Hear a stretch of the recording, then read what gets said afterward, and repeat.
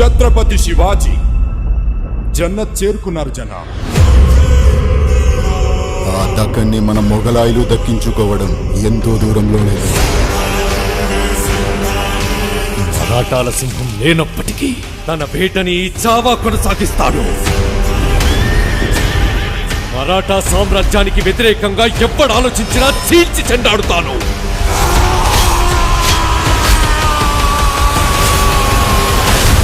గర్జనకి లొంగకపోతే పంజావేటు తప్పదు. ఛత్రపతి సంభాజీ మహారాజ్ కి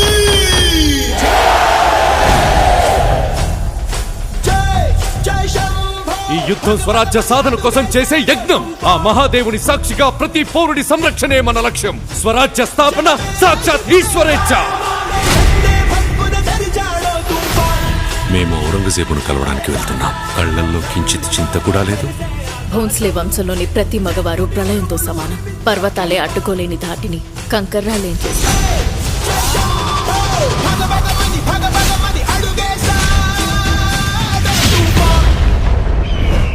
చిన్న పెద్ద చూడకుండా అయిన వాళ్ళ శవాలని తొక్కుకుంటూ ఈ కిరీటాన్ని అందుకున్నాను. మేము మళ్ళీ ఈ కిరీటాన్ని ఆ పొగరుబోతు సంబా చావు కేకని హిందుస్థాన్ మొత్తం విన్నాకి ధరిస్తాను.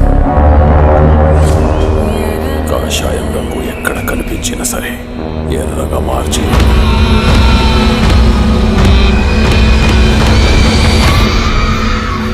సమయం ఆసన్నమైంది. మెరుపు దాడి చేద్దాం. ఔరంగు నిరంకుశత్వాన్ని కాల్చి బూడిద చేద్దాం. ప్రత్యర్థులు ఎన్ని పన్నాగాలు పన్నినా సరే ప్రతి వ్యూహాన్ని ఛేదిద్దాం. ఛత్రపతి శివాజీ మహారాజ్ స్వప్నాన్ని సాకారం చేసి తీరుతాం. జై భవానీ. నమః పార్వతీ పతయే. హర హర మహాదేవ్.